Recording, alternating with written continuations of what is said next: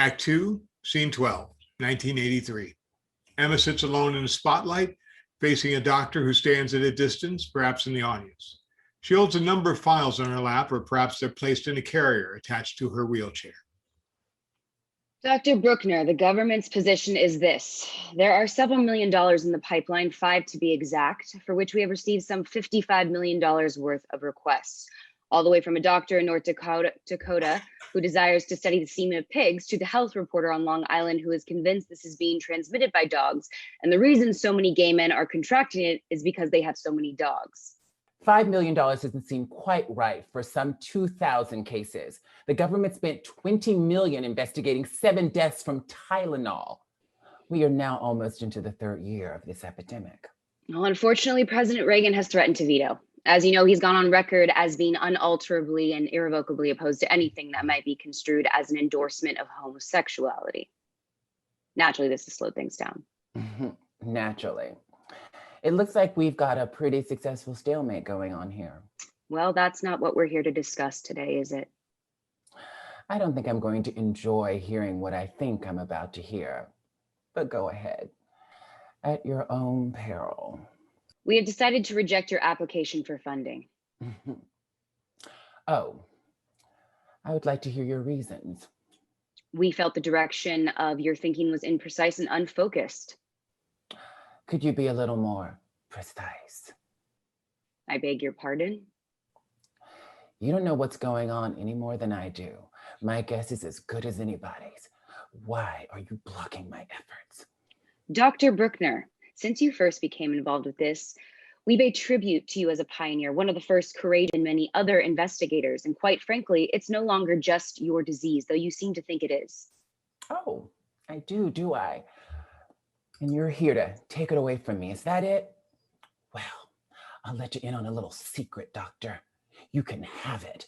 I didn't want it in the first place. You think it's my good fortune to have the privilege of watching young men die. Oh, what's the use? What am I arguing with you for? You don't know enough medicine to treat a mouse. You don't know enough science to study boiled water. How dare you come and judge me? We only serve on this panel at the behest of Dr. Yost. Another idiot. And by the way, a closeted homosexual who is doing everything in his power to sweep this under the rug. And I vowed I would never say that in public. How does it always happen that all the idiots are always on your team? You guys have all the money, call the shots, shut everybody out, and then operate behind closed doors. I am taking care of more victims of this epidemic than anyone in the world. We have more accumulated test results, more data, more frozen blood samples, more experience. How can you not fund my research or invite me to participate in yours? A promising virus has already been discovered in France. Why are we being told not to cooperate with the French? Why are you refusing to cooperate with the French? Just so you can steal a Nobel Prize? Your National Institutes of Health received my first request for research money 2 years ago.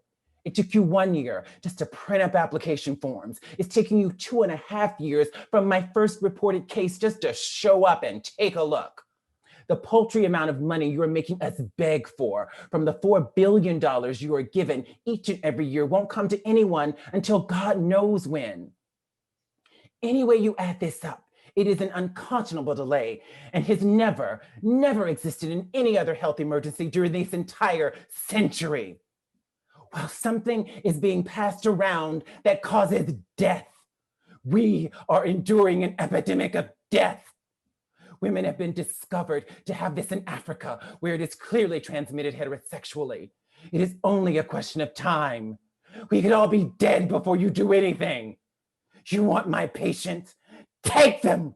Take them! She starts hurling her folders and papers at him and out into space. Just do something for them. You're fucking right, I'm imprecise and unfocused. And you are all idiots!